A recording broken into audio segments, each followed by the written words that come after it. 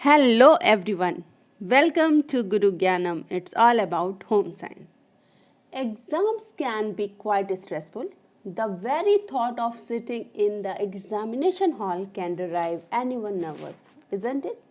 No matter how well you prepare for exam, but if you are not able to put all your knowledge in the right way on your answer sheet, then all your hard work goes in vain.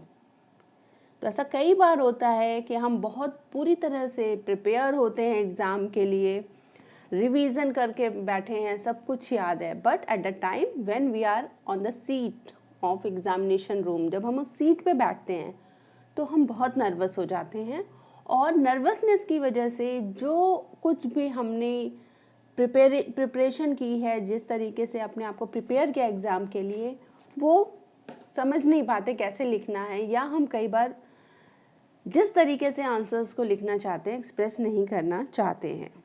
So this video is about how to write in exam paper to get good marks, specially for board exam, क्योंकि board exam का pressure हमारे ऊपर बहुत ज़्यादा होता है.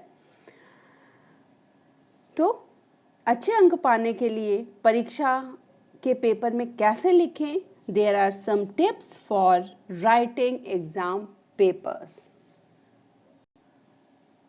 सो first of all believe in yourself. जितना आप जानते हैं उतना कोई और नहीं जानता, क्योंकि आप वेल प्रिपेयर्ड हैं अपने एग्ज़ाम के लिए. हमेशा हार्ड वर्क रंग लाता है, मेहनत रंग लाती है. तो अपने आप में विश्वास रखिए कि आप कर पाएंगे, घबराइए नहीं बिल्कुल भी. Then the first thing you must do in exam that read the question carefully. Maximum of time यही होता है कि जैसे ही क्वेश्चन पेपर मिलता है और हम क्वेश्चन पेपर पढ़ते हैं, हमें घबराहट होने लगती है, या एक क्वेश्चन, पहला क्वेश्चन पढ़ा हमें बहुत अच्छे से आता है तो हम सोचते हैं हम उसे लिखना स्टार्ट कर दें. तो अपने प्रश्न, जो क्वेश्चन पेपर में प्रश्न आए हैं, जितने भी क्वेश्चन हैं, उनको केयरफुली पढ़िए. Make the right use of additional 15 minutes. Board exam में मैक्सिमम जितने भी बोर्ड एग्ज़ाम हैं उसमें आपको 15 मिनट्स प्रोवाइड किए जाते हैं, जिसमें आप क्वेश्चन पेपर और इंस्ट्रक्शन को पढ़िए. तो जब आपको क्वेश्चन पेपर मिलता है उसमें आप सबसे पहले इंस्ट्रक्शन पढ़िए कि क्वेश्चन पेपर में कितने क्वेश्चंस हैं, कौन से क्वेश्चन कितने मार्क के हैं. उस 15 मिनट को यूटिलाइज करिए वाइजली. मेंटल स्ट्रैटेजीज प्लान करिए how to write the answer, कि आपको आंसर लिखना कैसे है. You can make a small tick on that questions that you want to do. और आंसर्स को हमेशा स्पेसिफाइड फॉर्म में ही लिखना है. तो सबसे पहले क्या करना है, क्वेश्चंस पढ़ना है. मैक्सिमम ऑफ टाइम क्या होता है, जब हम, क्योंकि हम बहुत नर्वस होते हैं बोर्ड एग्ज़ाम में, तो हम क्वेश्चन पढ़ते हैं तो एक बार में हमें क्वेश्चन समझ नहीं आता है और हम वहीं से और घबराने लगते हैं. तो बी कूल. सबसे पहले मैंने आपको बताया था कि कूल होइए. तो कूल होके क्वेश्चन को दोबारा पढ़िए.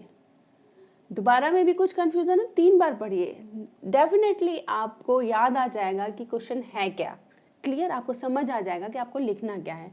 और क्वेश्चन में जैसे कहा गया है उसी के हिसाब से आपको आंसर करना है.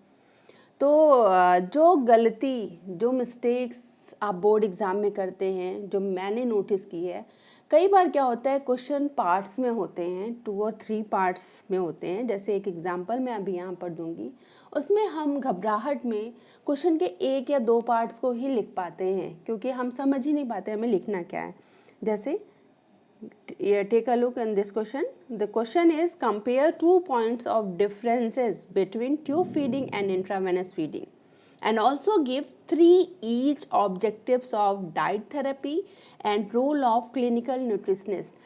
क्वेश्चन बहुत सिंपल है, बट आपको आंसर 3 बार में करना है, क्योंकि 3 चीज़ें पूछी गई हैं. 3, और कई बार हम घबराहट में 1 या 2 ही चीज़ अटेम्प्ट करते हैं. तो क्वेश्चन में सबसे पहले पूछा गया है 2 point differences. Between tube feeding and intravenous feeding. एक चीज़ को ध्यान रखना है कि जब भी डिफरेंस पूछा जाए तो try to write in table form, table form में लिखिए, वो आपके लिए भी ईजी होता है और एग्जामिनर को भी क्लियरली वो आपके डिफरेंसेस जो हैं वो दिखाई देते हैं। तो फर्स्ट जैसे ट्यूब फीडिंग और इंट्रावेनस फीडिंग में first difference and second difference दोनों के डिफरेंसेस टेबल फॉर्म में शो हो गए हैं। तो ये फर्स्ट आपने अटेम्प्ट किया। अब आप यहाँ पे ध्यान रखिए क्वेश्चन 5 मार्क्स का है, 3 पार्ट्स में है। फर्स्ट पार्ट इसका 2 points that is of 2 marks, 1 mark के 1 पॉइंट है। Clear? Then next is 3 objectives of diet therapy. तो you must write 3 objectives 1, 2 and 3। 0.5 marks के हो गए तो टोटल 1.5 मार्क्स हो गए हैं। तो टोटल अभी आपने कितना, कई बार हम इतना ही बच्चे घबराहट में इतना ही अटेम्प्ट करके छोड़ देते हैं, तो एक्चुअली आप 5 में से 3.5 मार्क्स का ही आंसर अटेम्प्ट कर पा रहे हैं, तो इसको ध्यान रखना है। अब इसके बाद थर्ड पॉइंट पूछा गया था रोल ऑफ क्लिनिकल न्यूट्रिशनिस्ट। तो उसके 3 रोल पूछे हैं, तो आप उसके 3 रोल को प्रॉपरली मेंशन करिए, first, second and third role. यहाँ पे भी आपको 1.5 मार्क्स मिल गए। तो टोटल कितने मार्क्स आपके हो गए? 1.5, 1.5 एंड 2 मार्क्स, टोटल हो गए 5 मार्क्स। ऐसा लिखने पे पॉसिबल ही नहीं है कि आपको 5 मार्क्स से कम मार्क्स मिले। तो ये तभी पॉसिबल हो पाएगा जब आप क्वेश्चन को सही ढंग से पढ़ेंगे। क्लियर? सेकंड जो चीज़ आपको ध्यान रखनी है वो क्या है? दूसरी टिप्स है डिवाइड योर टाइम वाइजली। अपने समय को बुद्धिमानी से विभाजित करें। किस क्वेश्चन पे कितना टाइम देना है? 1 मार्क का क्वेश्चन है, आपको बहुत अच्छे से आता है तो उस पर आप 8-10 लाइन लिख देंगे, तब भी आपको मैक्सिमम 1 मार्क ही मिलेगा। क्लियर? 2 मार्क्स का क्वेश्चन है, 3 मार्क्स का क्वेश्चन है, 5 मार्क्स का क्वेश्चन है, accordingly you have to write the answer कि मार्क्स कितने हैं उस बेस पे आपको आंसर करना है। आपको क्या आता है उस डजेंट मैटर। क्लियर? तो अपने टाइम को डिवाइड करिए कि आपके पास टोटल बोर्ड एग्जाम में 3 आवर्स होते हैं पेपर करने के लिए, तो उस 3 आवर्स को अपने क्वेश्चन वाइज डिवाइड करिए कि किस क्वेश्चन को कितनी देर में करना है, किस क्वेश्चन को 2 मिनट देना है, किस क्वेश्चन को 3 मिनट देना है, किसको 1 मिनट में करना है, किसको 1 मिनट से पहले करना है। तो इस तरीके से हम अपने क्वेश्चंस को विभाजित करेंगे, अपने टाइम को विभाजित करना बहुत ज़रूरी है। Next strategy, right what is asked not what you know. Clear? वही लिखें जो पूछा गया है। आप क्या जानते हैं वो लिखने की कोई ज़रूरत नहीं है, बिकॉज इससे आपका टाइम वेस्ट होगा। Clear? Do not skip the mandatory question. Never forget. Write what is being asked, not what you know. Be precise while writing the answer. Clear? Means brief answer करिए, to the point answer करिए। बहुत ज़्यादा elaboration की ज़रूरत नहीं है। Make it appear presentable and organized by writing them in points, bullets and numbering methods. जिस तरीके से, जैसे अभी आपको एक क्वेश्चन का एग्जांपल मैंने दिया था, जहां आपको नेसेसरी हो पॉइंट्स दीजिए, बुलेट्स पॉइंट दीजिए, टेबल फॉर्म में आंसर करिए। क्लियर? नंबरिंग मेथड का यूज़ करिए, बल्कि पैराग्राफ लिखने से बेटर है। अगर आप पैराग्राफ लिख रहे हैं, लिखते जा रहे हैं, उससे बेटर है अपने आंसर्स को प्रिसाइज फॉर्म में लिखिए। जो बेस्ट टिप है एग्जामिनेशन पेपर में वो है क्लियर होना चाहिए आपका आंसर। जो आप आंसर लिख रहे हैं दैट शुड बी क्लियर, क्योंकि आप ऐसे नहीं लिख रहे हैं। अगर आपको कुछ ऐसे टाइप का क्वेश्चन है, वहाँ जहाँ पे वर्ड लिमिट नहीं है वहाँ पे आप कुछ भी लिख सकते हैं, लेकिन where is word limit, marks limit है आपकी 2 मार्क्स से 3 मार्क्स से, वहाँ पे आपको बहुत ज़्यादा लिखने की ज़रूरत नहीं है। प्रिसाइज फॉर्म में अपना आंसर दीजिए, to the point. Next strategy is be expressive, use illustrations and diagrams. जहाँ पर ज़रूरत है वहाँ पर आप कुछ डायग्राम दे सकते हैं, इलस्ट्रेशंस दे सकते हैं। बी एक्सप्रेसिव, सही ढंग से आपको आंसर करना है। जब भी आप किसी क्वेश्चन का आंसर लिख रहे हैं, हमेशा ये ध्यान रखिए कि आप आपका क्वेश्चन पेपर आंसर शीट को एग्जामिनर चेक करेगा। ये मत सोचिए कि मैम या सर जो भी आपके आंसर शीट को चेक करेंगे उन्हें तो पता है, वो समझ जाएंगे। इस तरीके से आपको नहीं लिखना, आपको ये दिखाना है कि जो पढ़े उसको आपका आंसर पढ़ के उस पर्टिकुलर चीज़ के बारे में पता चले। अगर आप इस तरीके से आंसर लिखेंगे तो डेफिनेटली आप बहुत अच्छे से आंसर कर पाएंगे। जहाँ पर ज़रूरत है एग्जाम्पल्स को दीजिए, ऑथेंटिसिटी का ध्यान रखिए, कुछ भी नहीं लिखना है। फ्लो चार्ट आप ड्रॉ कर सकते हैं, जैसे कि आपको अभी मैंने एक क्वेश्चन बताया था स्टार्टिंग में कि इस क्वेश्चन को ऐसे आंसर करना, आप फ्लो चार्ट का यूज़ करिए। साइकिल बना सकते हैं, आप डायग्राम्स बना सकते हैं, लेबल कर सकते हैं, कुछ सिंबलाइज से इलस्ट्रेट कर सकते हैं। कई तरीके से आप अपने आंसर को लिख सकते हैं। इम्पॉर्टेंट पॉइंट्स को हाईलाइट कर सकते हैं और अपने आंसर को कंक्लूड करिए।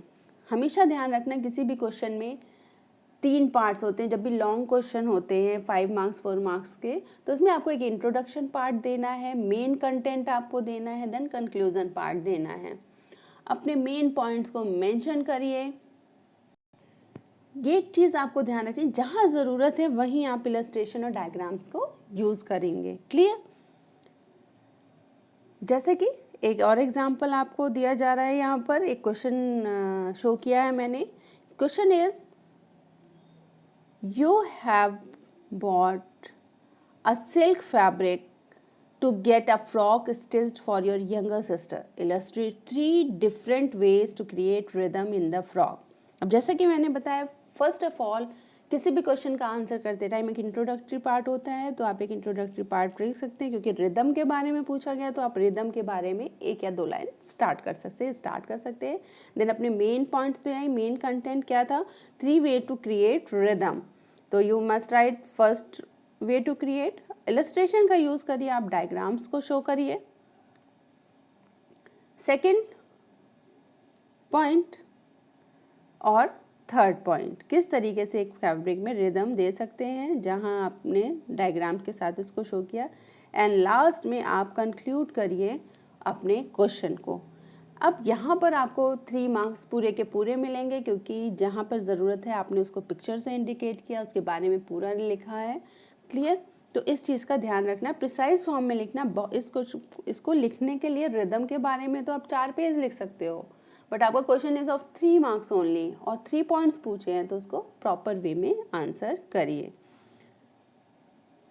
इसके अलावा कुछ इम्पॉर्टेंट टिप्स हैं जिसके हिसाब से हम जो हमें अप्रोप्रिएट आंसर लिखने के बारे में बताते हैं। इन टिप्स को बिल्कुल अपने टिप्स पर रखिए। क्लियर? तो ये टिप्स क्या हैं, बहुत ध्यान से देखिए। Attempt all the question, try to attempt all the question. Question skip मत करिए, छोड़िए नहीं। आपके पास पूरा टाइम होता है पूरे आंसर को करने का। कुछ गलतियां आप करते हैं जिसकी वजह से आप क्वेश्चन नहीं कर पाते हैं, सारे अटेम्प्ट नहीं कर पाते हैं। वो मिस्टेक्स क्या क्या होती हैं, क्योंकि कई बार होता है एक ही क्वेश्चन पे हम अटके रहते हैं, हमें क्वेश्चन समझ नहीं आ रहा, तो किसी भी याद नहीं आ रहा क्या लिखना, हम उसी पे याद करते जाते हैं। किसी भी एक सिंगल क्वेश्चन पे 2 मिनट से ज़्यादा आप टाइम मत वेस्ट करिए। 2 मिनट के अंदर आपको समझ में आ रहा है क्या लिखना है तो ठीक है, अदरवाइज उसको स्किप करिए और आगे बढ़िए। क्लियर? स्किप करके आगे बढ़िए, फिर आपके पास जब सारे क्वेश्चन कर लेंगे तो आपको पूरा टाइम बचेगा कि आप उस क्वेश्चन को फिर से पढ़ें और समझें। क्लियर? तो आपको बहुत ध्यान रखना है, किसी भी क्वेश्चन पे 2 मिनट से ज़्यादा नहीं रुकना है। आपको सीरियल नंबर से क्वेश्चन करने की कोई ज़रूरत नहीं है कि क्वेश्चन नंबर 1 पहले अटेम्प्ट किया, क्वेश्चन नंबर 2 अटेम्प्ट करना, देन 3 देन 4। नहीं, आपको अगर अभी पहले आपने पेपर पढ़ा और आपको क्वेश्चन नंबर 2 आ रहा है, तो आप अपनी आंसर शीट पे सबसे पहले डालिए answer number 2 and right answer number 2। आप जो आंसर शीट में नंबर डालेंगे क्वेश्चन एंड आंसर नंबर, वो वही होना चाहिए जो आपके एग्ज़ाम पेपर में है। सीक्वेंस आपका कोई भी हो सकता है अटेम्प्ट करने का। सेकेंड पॉइंट जो ध्यान रखना है, डोंट डेकोरेट टू मच। बहुत ज़्यादा कलर्स यूज़ करने की ज़रूरत नहीं है। कई बच्चे colours red, blue, green, yellow, orange, highlighter, बहुत सारी पेन्स एग्ज़ाम में लेके बैठते हैं, तो उसमें क्या होता है कि आप एक्चुअल पॉइंट नहीं लिख पाते हैं, आप सारा टाइम उसको कलर करने में वेस्ट कर देते हैं। मैक्सिमम 2 कलर्स आप यूज़ करिए, पॉइंट्स में आंसर लिखिए, जहाँ ज़रूरत है टेबल फॉर्म में लिखिए जैसा आपको बताया गया है, बुलेट्स दीजिए। क्लियर? तो बहुत डेकोरेशन की ज़रूरत नहीं है, डेकोरेशन से आपको मार्क्स नहीं मिलने हैं, आपके मार्क्स है कंटेंट पे।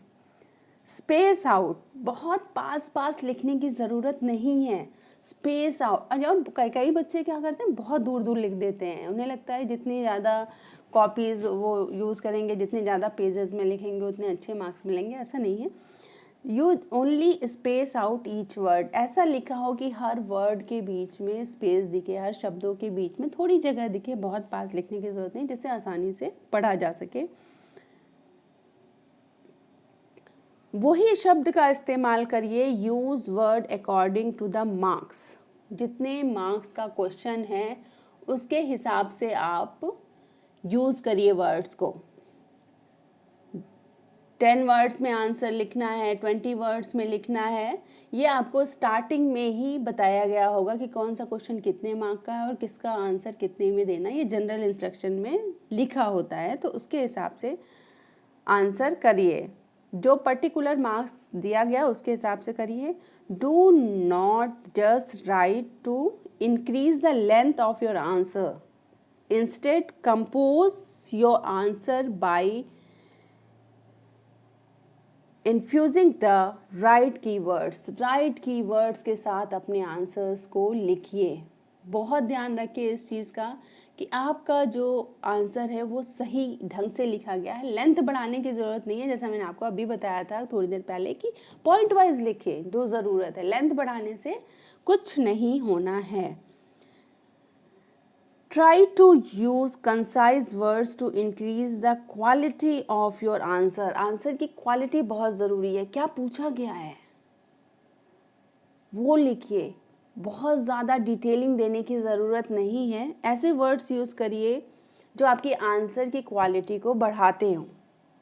ऐसे नहीं लिखना है हमें, ऐसे लिखना है तो आप बहुत कुछ लिख सकते हैं, बट अगर आप इंट्रोडक्शन पार्ट भी कर रहे हैं तो 1 से 2 लाइन में उसको समझाइए, उसमें मेन पॉइंट को समझाइए, देन मेन, और कंक्लूज़न में एक सिंपल सा कंक्लूज़न डालिए, बहुत ज़्यादा आपको लिखने की ज़रूरत नहीं है।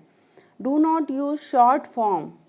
कई बच्चों की आदत होती है आजकल, स्पेशली आजकल के बच्चों की, क्योंकि वो मोबाइल पे चैटिंग करते हैं तो बहुत शॉर्ट वर्ड्स को यूज़ करते हैं, तो अवॉइड करिए, पूरा पूरा वर्ड लिखिए। जैसे डोंट की जगह डू नॉट पूरा आप लिखिए, कांट की जगह कैन नॉट पूरा लिखिए। तो आपको स्मॉल वर्ड्स का, शॉर्ट फॉर्म्स का यूज़ नहीं करना है। ये ऑलरेडी मैंने बता दिया है कि अपने आंसर को बहुत ज़्यादा डेकोरेट नहीं करना है। चेक योर आंसर शीट, जो लास्ट इम्पॉर्टेंट पॉइंट है वो ये है कि अपने आंसर शीट को चेक करिए।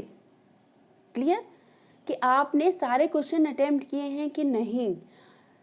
अगर कहीं लग रहा है और उसको टिक करिए, डेफिनेटली अपने लास्ट के 15 मिनट जब आप टाइम को वाइजली डिवाइड कर रहे हैं तो रीचेकिंग के लिए लगाइए कि कौन कौन से क्वेश्चन आपने अटेम्प्ट किए हैं। मे बी आपसे कोई क्वेश्चन रह गया हो तो डेफिनेटली उसको उस 15 मिनट के अंदर आप कर पाएंगे। क्लियर? तो अपने आंसर शीट को ज़रूर चेक करिए, कहीं कुछ रह तो नहीं गया है लिखने को। Beside the mention above point, ये जो पॉइंट्स मेंशन किए हैं इसके अलावा hand writing, drawing, columns, margins, इनका भी ध्यान रखना है, स्पेस देना है, मैंने पहले ही बताया है। और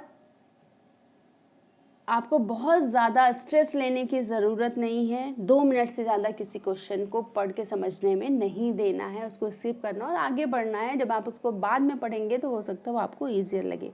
और सबसे इम्पॉर्टेंट पॉइंट है, थिंक पॉजिटिव, बी पॉजिटिव। अगर आप सही सोचते हैं, पॉजिटिव सोचते हैं, पॉजिटिव रहते हैं तो result will be the positive. So above all, take good care of your health and believe in your abilities. Best of luck for your upcoming board exams.